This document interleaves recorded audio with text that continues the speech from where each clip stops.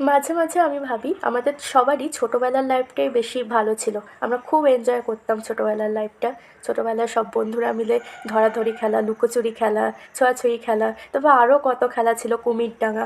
এখনকার ছেলে মেয়েদেরকে তো এগুলো বললে তারা আকাশ থেকে পড়বে যে এগুলো আবার কী খেলা। আমরা তো ছোটোবেলা থেকেই হাতে মোবাইল নিয়ে বড় হয়েছি। হ্যাঁ, এখন ভেবেই কষ্ট হয়, যেমন আমরা মোবাইল পেয়ে গেছি, আমরা এখন বিজ্ঞানের যুগে আমরা মোবাইলের দাসই বলতে পারো। তো এবার যেমন মোবাইল এন্টারটেইনড, কিন্তু আমাদের আগে যে পারিবারিক একটা মধুর সম্পর্ক ছিল, যে সারাদিন খেলাধুলার মাধ্যমে কেটে যেত, এখন কিন্তু সেই বন্ডিংটা খুব একটা দেখা যায় না। পারিবারিক বলো বা বন্ধুদের মধ্যে বলো, আগের লাইফটাই বেশি ভালো ছিল আমার মনে হয়। এখন গেমস, আগে কিন্তু আমরা ব্যাডমিন্টন নিয়ে বাইরে বেরিয়ে যেতাম, ক্রিকেট, ফুটবল, মেয়েরা তো এই রুমাল চোর, তো আরও অনেক খেলা নিয়ে বেরিয়ে যেতাম। কিন্তু এখন গেম মানে পাবজি তো ব্যান হয়ে গেছে, BGMI, free fire, call of duty, Minecraft, এসব এখনকার যুগে গেম বলতে।